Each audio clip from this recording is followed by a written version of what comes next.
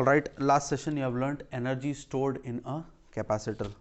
ठीक है, now let us move on to the next topic, that is combination of capacitors. Combination of capacitors यानी capacitors जो होते हैं, एक कैपेसिटर को लेकर हम जितना काम कर सकते हैं, अभी एक से ज़्यादा कैपेसिटर्स को लेकर किस तरह से हम उन्हें कनेक्ट करें कि उनकी कैपेसिटी हम बढ़ा सकें या फिर घटा सकें.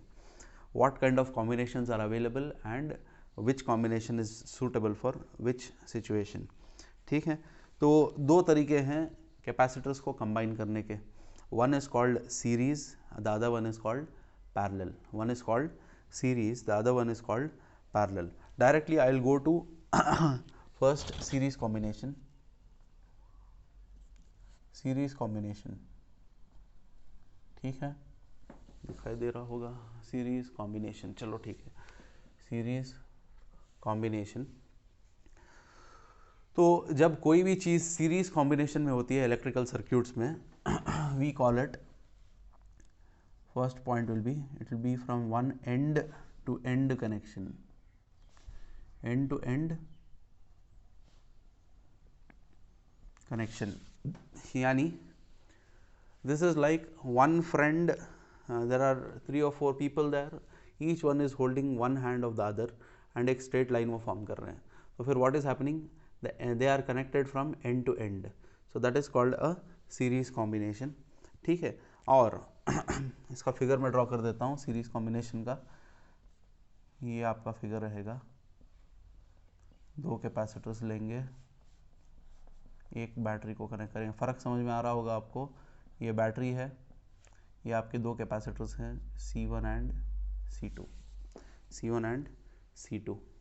ठीक है, लेट अस से first one is A, the second one is B.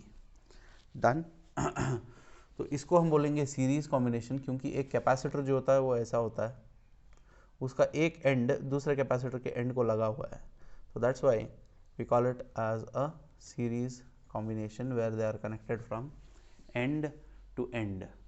Clear.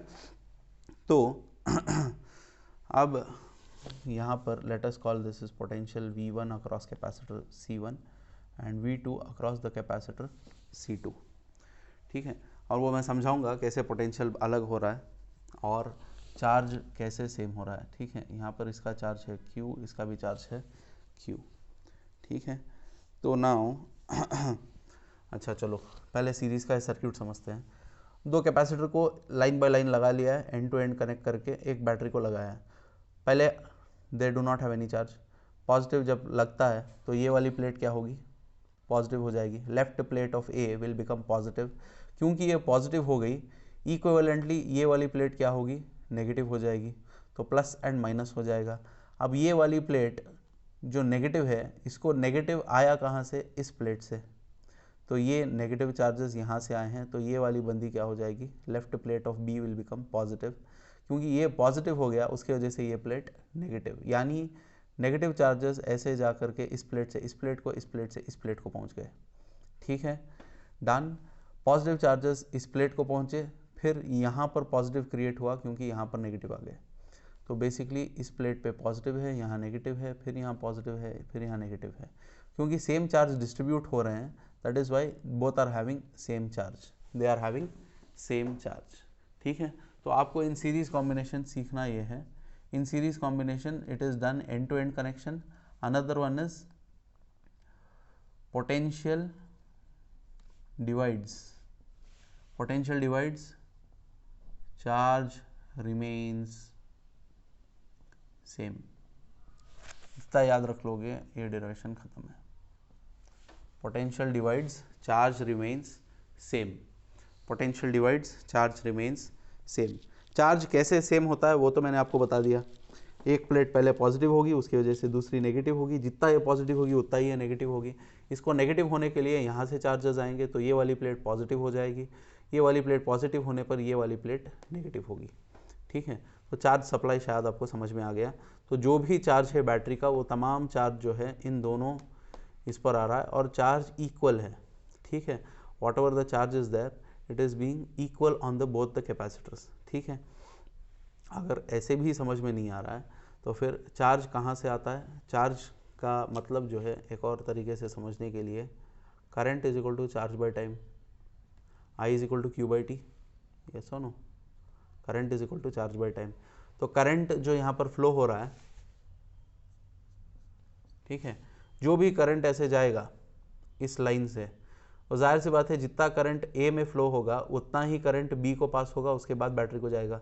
तो current does not have another path to go away, so current is same for the whole circuit, तो इसलिए चार्ज रिमेन्स सेम। पोटेंशियल इसका अलग और इसका अलग, जो भी पोटेंशियल डिफरेंस यहाँ पर है ये बट जाएगा दोनों कैपेसिटर्स में। ठीक है, potential divides, charge remains same. I hope this much is clear. तो एक और कॉन्सेप्ट है, उसे कहते हैं इफेक्टिव कैपेसिटेंस, इफेक्टिव कैपेसिटेंस या इक्विवेलेंट कैपेसिटेंस। ठीक है, ये दोनों समझो 5 माइक्रोफैरड 5 माइक्रोफैरड के हैं। ठीक है, इन दोनों 5 माइक्रोफैरड से समझो कुछ काम आपको निकल रहा है, से एक्स।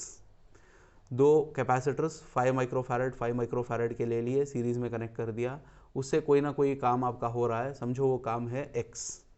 ठीक है, तो सेम टू कैपेसिटर्स की जगह पर I can bring some new capacitor between the same battery, I can bring some new capacitor between the same battery which can do the work of the two capacitors together। यानी ये ऐसा है जैसे कि आपके पास एक बैटरी है, ठीक है, और एक लाइट बल्ब है। एक बैटरी को कनेक्ट किया लाइट बल्ब को, light was not switched on, तो 4 बैटरीज ले लिए, 4 बैटरीज लेकर मैंने कनेक्ट करके उसको बैटरी को लगाया, बल्ब को लगाया, तो बल्ब से लगने लगा। तो 4 batteries together is giving some power that is making the light to glow.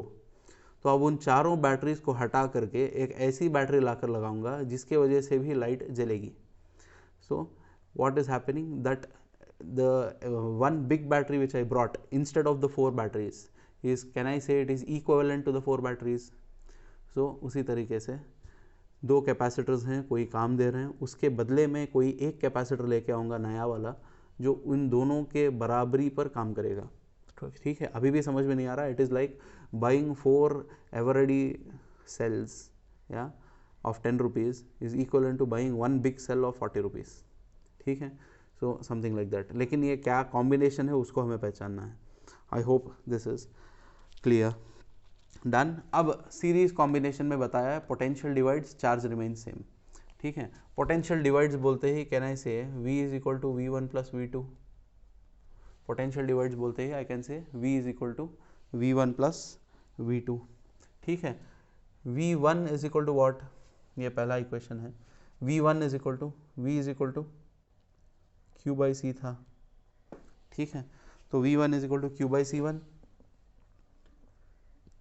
Done. V2 is equal to Q by C2। C1 C2 लिख रहा हूँ, दो अलग कैपेसिटर हैं, चार्ज वही लिख रहा हूँ क्योंकि बताया मैंने कि charge does not differ, it remains the same on all the capacitors. यानी यहाँ पर 10 चार्जेस भी डाल दो, 10 के ऊपर भी सेम चार्ज होगा। तो V2 equals Q by C2। Using this in equation 1, you can tell this as substituting them in equation 1, you can write that line. What will happen? V is equal to Q by C1 plus Q by C2। ठीक है, Q by C1 plus Q by C2। तो Q common ले लेंगे, 1 by C1 plus 1 by C2। ठीक है, तो हमें मिला V is equal to Q times 1 by C1 plus 1 by C2। I hope it is clear. ठीक है, देन यहाँ तक हमारा इक्वेशन हो गया, इसको कहेंगे इक्वेशन 2। डन। अब replacing the two capacitors with a one effective capacitor और equivalent capacitor. Replacing two capacitors with one effective capacitor से CS, क्योंकि CS क्यों लिख रहा हूँ, सीरीज कॉम्बिनेशन का इक्विवेलेंट है। तो तब क्या होगा, for this second figure, for figure two can I write potential is equal to Q by CS potential is equal to Q by CS। ठीक है, तो that is your equation number 3, that is your equation number 3। कुछ नहीं किया, वापस definition apply किया, Q equals CV को पहली बार यहाँ पर अप्लाई किया इंडिविजुअल कैपेसिटर्स के लिए, बाद में कॉम्बिनेशन वाला एक बड़ा कैपेसिटर जो CS है उसको अप्लाई किया। अब इक्वेशन 2 एंड 3 को कंपेयर करेंगे, 2 एंड 3 को कंपेयर करेंगे, क्या मिलेगा?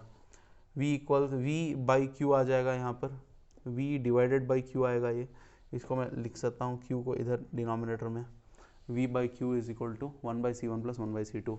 V by Q is nothing but V by Q नीचे डालेंगे तो यहाँ 1/CS आएगा। ठीक है, V by Q is equal to 1/C1 plus 1/C2 था।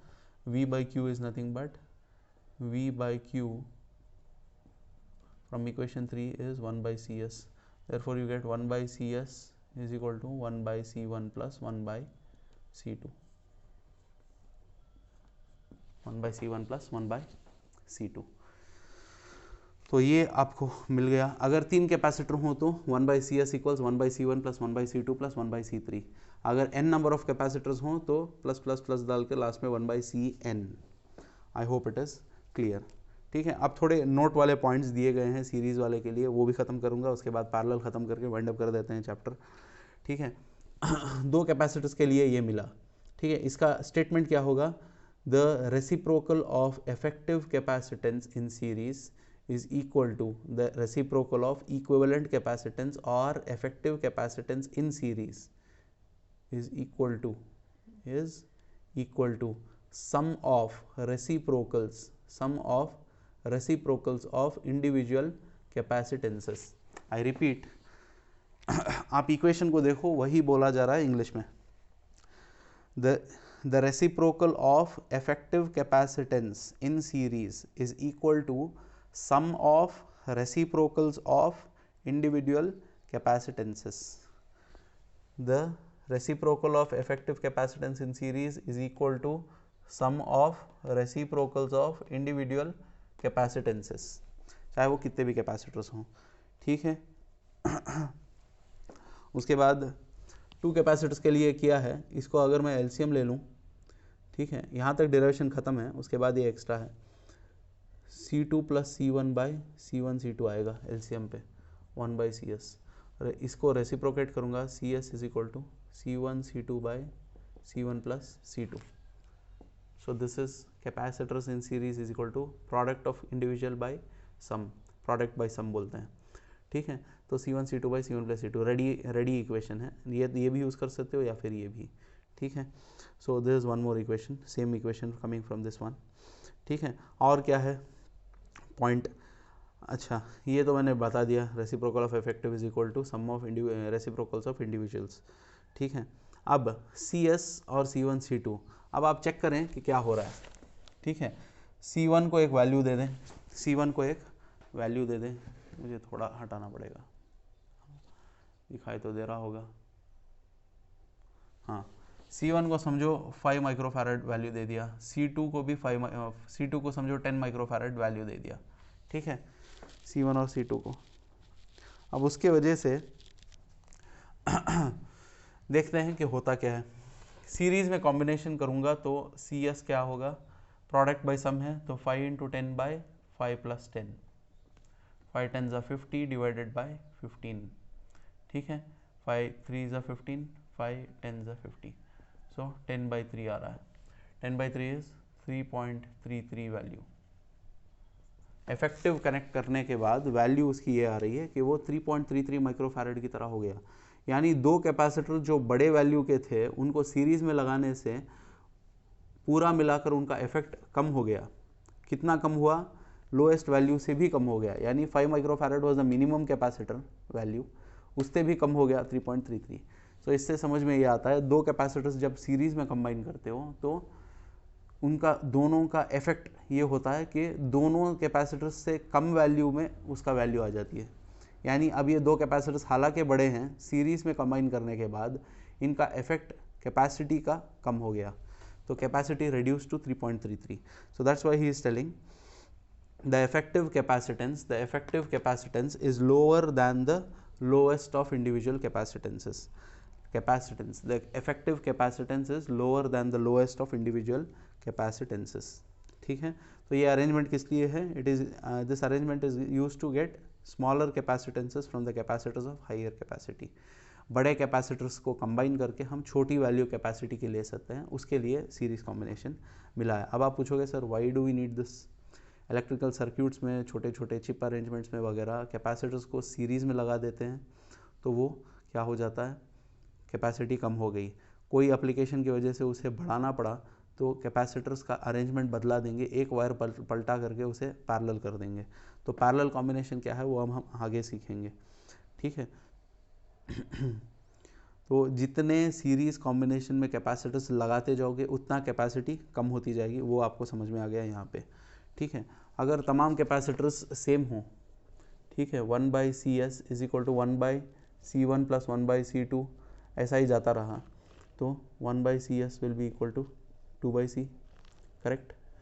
तो अगर n नंबर ऑफ कैपेसिटर्स हैं तो फिर 1/CS is equal to n/C, तो CS will be equal to C/n.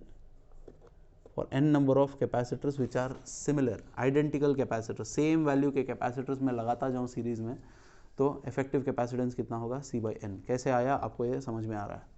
I hope it is clear. ठीक है, तो नेक्स्ट वन कर लेते हैं, आखिरी है ये चैप्टर का, और इतना कॉम्प्लिकेटेड भी नहीं है, इससे भी बहुत ही आसान है. ठीक है, उसको कर लेंगे आप तो आपका ये वाला चैप्टर वाइंड अप हो जाता है. It is not erasing properly, just a minute. हाँ,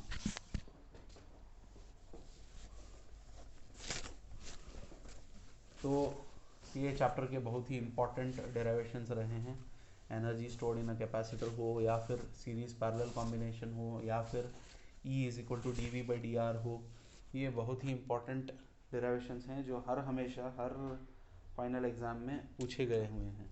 ठीक है, तो please take it seriously and practice it each derivation 5 times.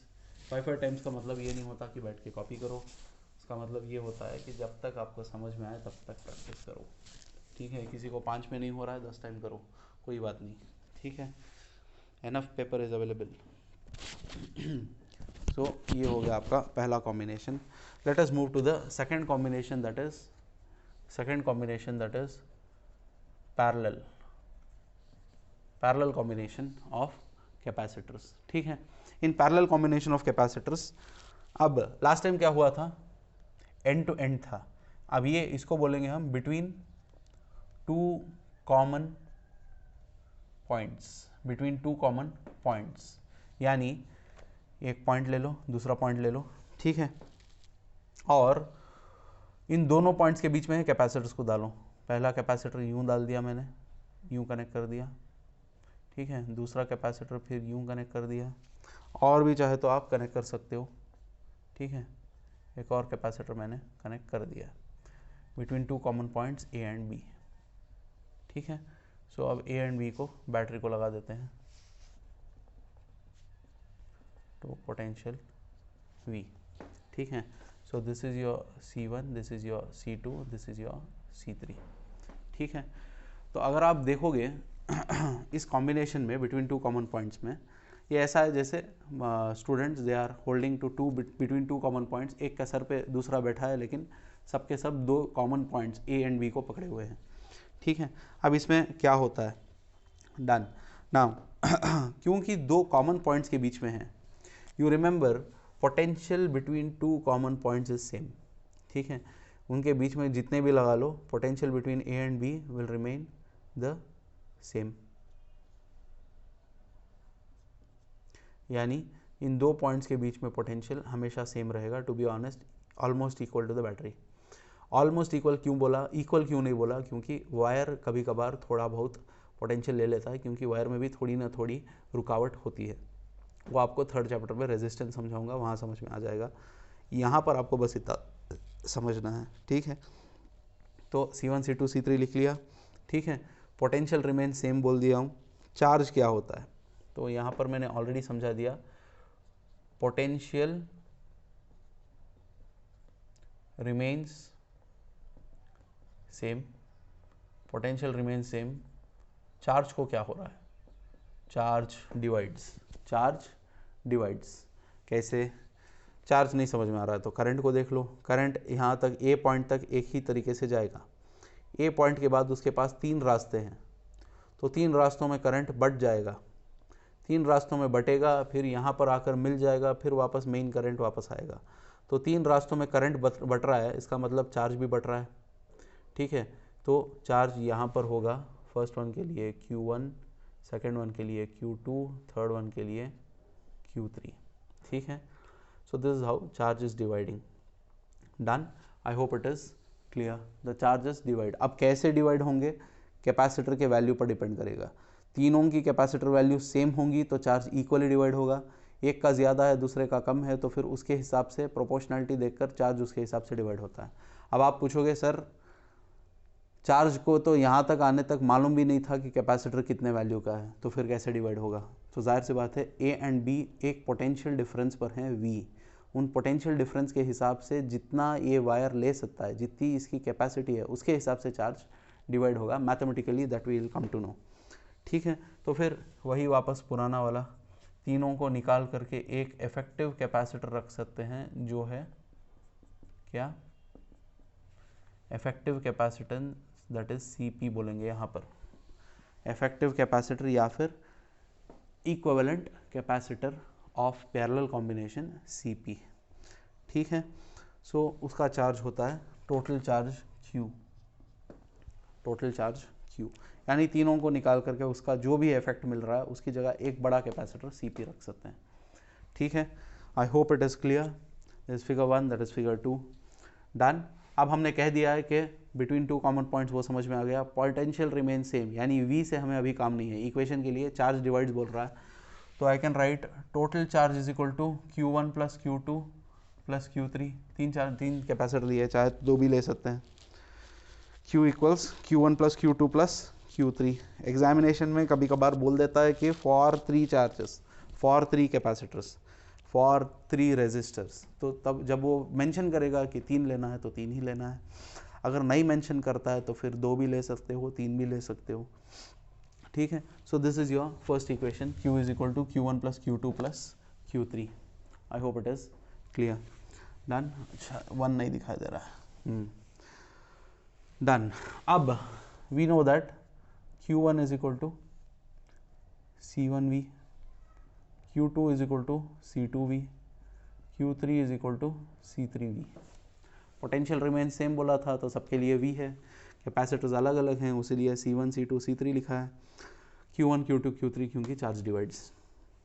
ठीक है, तो अब इन तमाम को इसमें सब्स्टिट्यूट करेंगे तो क्या होगा, Q is equal to Q1 is C1V plus Q2 is C2V, Q3 is C3V। ठीक है, I hope that is clear. तो अब उसमें V कॉमन है, C1 plus C2 plus C3। ठीक है, ये आपका इक्वेशन 2 समझ लो।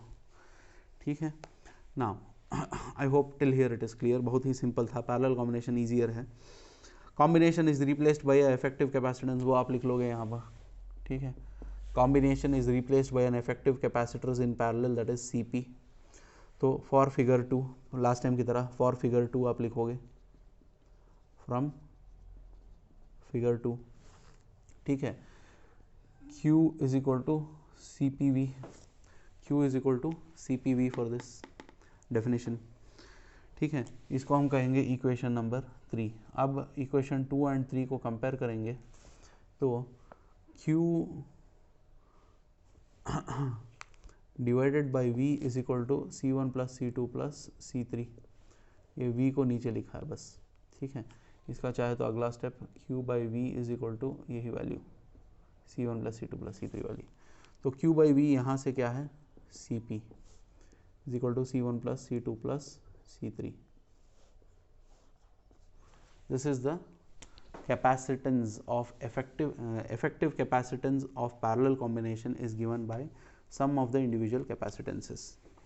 ये बहुत ही आसान है। फॉर 3 कैपेसिटर्स के लिए C1 plus C2 plus C3, 2 capacitors के लिए C1 plus C2, n capacitors के लिए C1 plus C2 plus C3 up to Cn। ठीक है, तो I hope it is clear. तो इसके थोड़े जो पॉइंट्स हैं, अब इसको कैसे लिखोगे स्टेटमेंट में, पैरेलल कॉम्बिनेशन में, the equivalent capacitance of parallel combination is equal to sum of individual capacitances. I repeat, the effective capacitance of parallel combination is equal to sum of individual capacitances. I hope that is done. अब इसमें 5 micro 5 microfarad 5 microfarad use करो, 5 10 15 use कर लो, तो answer क्या होगा, 15 + 10 25, 25 + 5 30. तो 30 आ रहा है वैल्यू तीनों कैपेसिटर्स का. तीनों कैपेसिटर्स के वैल्यूज़ कम हैं, 5 10 15 है, लेकिन इसका इफेक्ट जब कॉम्बिनेशन में कर रहे हैं तो 30 आ रहा है. यानी कैपेसिटर्स को जब पैरेलल कॉम्बिनेशन में करोगे तो उनका इफेक्टिव कैपेसिटेंस उनके वैल्यूज से बढ़कर आएगा, और जब सीरीज़ में कनेक्ट करोगे मिनिमम वैल्यू से भी कम आएगा. That is the thing. तो effective capacitance is greater than the greatest. Effective capacitance of parallel combination is greater than the greatest. Effective capacitance of series combination is lower than the lowest value. I hope it is clear. तो ये combination किसके लिए use हो रहा है, to get higher values of capacitance. ठीक है. और अगर n आइडेंटिकल कैपेसिटर्स हों तो फिर क्या होगा, आइडेंटिकल के लिए C + C + C होता जाएगा up to Cn last value तक. तो Cp क्या हो जाएगी, Nc हो जाएगी. ठीक है, Cp is Nc. Cp will become N into C. I hope this particular class was clear for you guys. तो यहाँ पर आपके 2 चैप्टर्स वाइंड अप हो रहे हैं. This was the end of your second chapter. अब मुझे प्रॉब्लम्स करने हैं. जो 8 दिन के रेगुलर क्लासेस हुए थे वहाँ पर भी थोड़े प्रॉब्लम्स करवाए थे फर्स्ट चैप्टर के. तो I will plan it out and try to work as many problems as possible for second chapter, and if possible a few problems from first chapter also. अगर ज़रूरत पड़े समझाने की कि फ़र्क क्या हुआ पोटेंशियल में और इलेक्ट्रिक फील्ड में, तो उन प्रॉब्लम्स को भी लूँगा. ठीक है. अब Cp और Cs जो हमने पहचाना, Cp यहाँ पर पहचाना, Cs पहले पहचाना था, उनको हम एनर्जी स्टोर्ड इन कैपेसिटर में भी यूज़ कर सकते हैं. जैसे एनर्जी स्टोर्ड इन कैपेसिटर आपको मिला U = ½ CV², या फिर Q²/2C, या फिर ½ QV. तो वहाँ पर जहाँ कहीं भी C है, अगर पैरेलल कॉम्बिनेशन है तो C की जगह Cp बनेगा, अगर सीरीज कॉम्बिनेशन है तो C की जगह Cs डालेंगे. तो वो 2 और फार्मूलाज बन गए. तो वो भी मैं प्रॉब्लम्स के ज़रिए से आपको समझा दूंगा. I think we are clear with this particular chapter. आप लोगों को करना ये है, ऑलरेडी हम लोगों ने first chapter charge, electric charge, second chapter potential हो गया. ठीक है. और एक बहुत ही इम्पॉर्टेंट चैप्टर, बड़ा सबसे बड़ा चैप्टर रे ऑप्टिक्स. 3 चैप्टर ख़त्म हुए हैं. ठीक है. अब मेरे ख्याल में 2 चैप्टर और ऐसे हैं जो इम्पॉर्टेंट हैं. अगर वो 2 चैप्टर्स को कर लें हम, तो फिर आई कैन से from these 5 chapter itself you can score out of 70 somewhere about 50 या 55. ठीक है. तो बाकी जो चैप्टर्स होते हैं उनके ज़रिए से आखिरी टॉप स्कोरर्स के लिए 15 मार्क मिल जाते हैं, लेकिन मेजॉरिटी वेटेज जो है वो आपके फर्स्ट 2 चैप्टर्स यानी फर्स्ट 3 चैप्टर्स हैं. नेक्स्ट इलेक्ट्रिक करंट होगा और रे ऑप्टिक्स और वेव ऑप्टिक्स हैं. ये 5 चैप्टर कोई भी पढ़ ले तो आराम से वो बंदा more than 60 to 70% of the paper ही can answer, and with a few more important questions of your remaining chapters, यानी मूविंग चार्जेस एंड मैग्नेटिज्म, और फिर magnetization and matter chapter 4 and 5, that is then alternating currents, और फिर उधर atoms, dual nature and nuclei. इन chapter से आपके बाकी मार्क्स तय होते हैं. लेकिन to get somewhere about 60% of the marks, that 60 to 70% of the marks, ये 5 चैप्टर जो मैं बता रहा हूँ उससे आप ख़त्म कर सकते हो. बहरहाल 3 इम्पॉर्टेंट चैप्टर्स हो चुके हैं. तो आप लोगों को करना ये है कि तीनों चैप्टर्स के असाइनमेंट्स एक बार मैं पूरा नोट करके आपको एक PDF भेज दूंगा ग्रुप में. वो तमाम का तमाम आप प्रैक्टिस करके, समझ के, पढ़ करके असाइनमेंट सबमिट करोगे. जिन्होंने चैप्टर वाइज थोड़ा थोड़ा असाइनमेंट कर लिया है उसको फिर से लिखने की ज़रूरत नहीं. जितने भी प्रॉब्लम्स क्वेश्चंस मैं दे रहा हूँ, आगे देने वाला हूँ, उनमें जिसमें आपने किया नहीं है उसको आप वापस कर लें. ठीक है. एंड अंडरस्टूड है, टू बी ऑनेस्ट, जो समझदार हैं, कि जो भी डेरिवेशन करवाऊँ 5 मरतबा करना है. ठीक है. तो I will give you a written thing itself so that many of them still not understanding कि असाइनमेंट है क्या. कोई आकर मुझे पूछ भी रहा है कि सर असाइनमेंट आपने बोला ही नहीं, हालांकि हर वीडियो में जब कभी भी डेरिवेशन हो रहा है I am telling you guys कि this is your assignment, you need to do it 5 times, that means clearly people are not seriously watching the videos. एक और बात याद रख लें, 2 or 3 months back I used to tell कि even if people used to call, I used to tell them online class जो हो रही है उसको फॉलो करें, अगर आगे चल कर के खुल गया, वक्त मिलेगा तो हम उसे रिपीट भी करने की कोशिश करेंगे. But now we are in the month of October and I feel कि इसके बाद भी अगर वो कभी भी कॉलेजेस को रीओपन करेगा रेगुलर क्लासेस के लिए, तो फिर भी हम इतने सारे सिलेबस को वापस रिपीट करने के लिए उतना वक्त मिलना मुश्किल है. तो इसीलिए व्हाट आई सजेस्ट, इन ऑनलाइन क्लासेस को ही अपनी क्लासेस समझो, day by day every single thing, watch it once और ट्वाइस. इवन आपने चैप्टर्स ख़त्म कर दिया हो, जैसे कि रे ऑप्टिक्स है, रे ऑप्टिक्स में सबको कन्फ्यूजन्स हैं, प्रैक्टिस नहीं किए हो सही ढंग से, समझ के नहीं किया है डेरिवेशंस, इसीलिए पूरा का पूरा चैप्टर आपको कन्फ्यूजिंग दिखाई दे रहा है, हर डेरिवेशन एक ही तरह दिखाई दे रहा है. रे ऑप्टिक्स एक ऐसा चैप्टर है जो रोज़ाना एक एक डेरिवेशन प्रैक्टिस करने पर बनता है. एक बार 3-4 घंटे निकाल करके पूरे का पूरा प्रैक्टिस करोगे, दिमाग की दही हो जाएगी, कुछ समझ में आएगा नहीं. तो इसीलिए practice it, plan it well and try to watch the videos again and again, master it जितने भी क्लासेस करवाए जा रहे हैं. और इसके अलावा द मोस्ट इम्पॉर्टेंट पॉइंट जो बार बार रिपीट किया हूँ, फिर से रिपीट कर रहा हूँ, हमारे क्लासेस के अलावा जो PU बोर्ड का चैनल से आ रहा है, ठीक है, कर्नाटक के लिए, that is really really important because वो टीचर्स को जो अलॉट करके क्लासेस हो रहे हैं वो गवर्नमेंट से अलॉट हुए हैं, यानी एजुकेशन के सेक्टर के ज़रिए से अलॉट हुए टीचर्स हैं. जाहिर सी बात है जो भी वो ऑनलाइन में पढ़ाएंगे उन्हीं क्लासेस के ज़रिए से, उन्हीं पॉइंट्स पर से आपके PU का एग्ज़ाम का पेपर बनेगा. तो जाहिर सी बात है उसमें वो जो भी पढ़ा रहे हों क्लियर कट उसे देखें और उनके भी नोट्स बनाएं, दोनों नोट्स को आगे रख करके अपनी पढ़ाई करें. SSLC या स्कूलिंग के बच्चे ना बने जो सिर्फ एक गाइड या एक किताब को पकड़ के बैठ जाएं, वैसे ना बने. थोड़ा दिमाग इस्तेमाल करने वाले बनो और थोड़ी मेहनत पहले से ज़्यादा करो, तभी जाकर आप इस साल कुछ कर पाओगे. I hope this is clear. We will stop at this. Thank you. सुब्हानल्लाह व बिहम्दिही, सुब्हानकल्लाहुम्मा व बिहम्दिका.